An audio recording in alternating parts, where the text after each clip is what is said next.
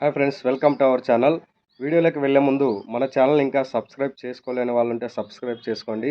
అలాగే పక్కనున్న bell icon press చేయండి. మీ అభిప్రాయాన్ని కామెంట్ రూపంలో తెలియజేయండి. ఈ వీడియో మీకు నచ్చినట్లయితే లైక్ చేయండి, షేర్ చేయండి.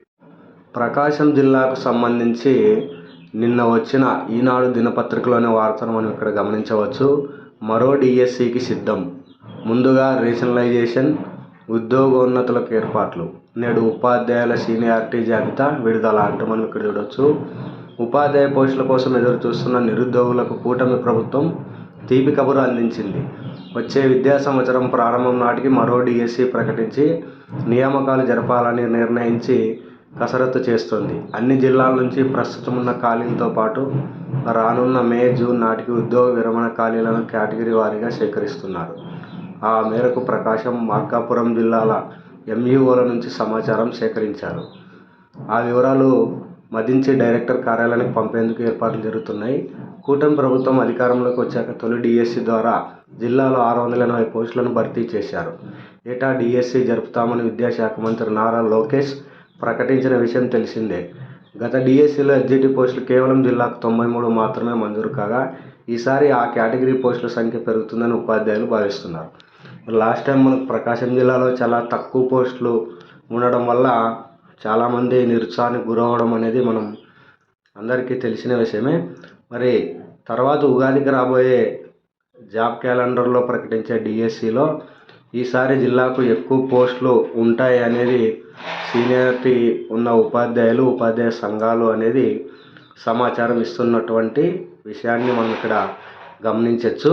అలాగే పశ్చిమ ప్రాంతంలో బాగా వెనుకబడినటువంటి ప్రాంతంలో మనకు ఉపాధ్యాయుల కొరత ఎక్కువగా ఉందనే విషయాన్ని కూడా ఇక్కడ మనం గమనించవచ్చు. పశ్చిమాన ఉపాధ్యాయుల కొరత. మార్కాపురం జిల్లా పరిధిలోని మండలాల్లో ఉపాధ్యాయుల పోస్టుల ఖాళీలు అధికంగా ఉన్నాయి. ఈసారి ఆ జిల్లాను యూనిట్గా తీసుకొని పోస్టులు భర్తీ చేస్తే మారుమూల గ్రామాల్లో ఉపాధ్యాయుల కొరత తీరే అవకాశం ఉంది. త్రిపురాంతకం, ఎర్రగొండపాలెం, దోర్నాల, పుల్లల చెరువు మండలాల్లో ప్రాథమిక ఉన్నత పాఠశాలల్లో ఉపాధ్యాయుల కొరత తీవ్రంగా ఉంది. గత ఏడాది బదిలీలు, కౌన్సిలింగ్లో ఉన్న అన్ని ఖాళీలు చూపించడంతో పట్టణాలకు దగ్గరగా ఉన్న పోస్టులు కోరుకున్నారు. దీంతో దూర ప్రాంతాల్లోని 4 కేటగిరీ పోస్టులు మిగిలిపోయాయి. డిఎస్సిలో ఎస్జిటి పోస్టులు తక్కువగా మంజూరు కావడంతో సమస్య పూర్తిగా పరిష్కారం కాలేదు.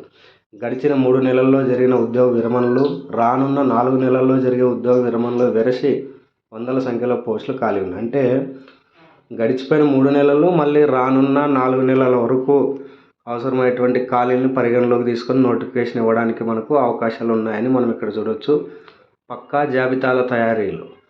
ఈసారి వివాదాలు, గ్రీవెన్స్, కోర్టు కేసులకు అవకాశం లేని ఉపాధ్యాయుల సీనియారిటీ జాబితాను రూపొందించడానికి ఇప్పటి నుంచే ఏర్పాట్లు జరుగుతున్నాయి. ప్రతి ఉపాధ్యాయుల నుంచి వ్యక్తిగత సర్వీసు వివరాలు ఆన్లైన్ ద్వారా సేకరించారు. వారిచ్చిన వివరాలను ఆయా ఉపాధ్యాయులు ధృవీకరించాలి.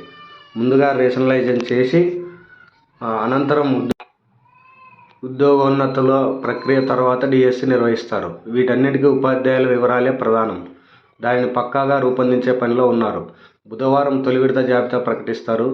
అభ్యంతరాలు ఉంటే సరిచేసి మార్చి 15న రెండో విడత, 30న తుది జాబితా ప్రకటిస్తారు. ఉన్న ఖాళీల్లో 70% ఉద్యోగోన్నతుల ద్వారా, 30% పోస్టులు డైరెక్ట్ రిక్రూట్మెంట్ ద్వారా భర్తీ చేస్తారు. సో ఇది మనకు ప్రకాశం జిల్లాకు సంబంధించినటువంటి వార్త.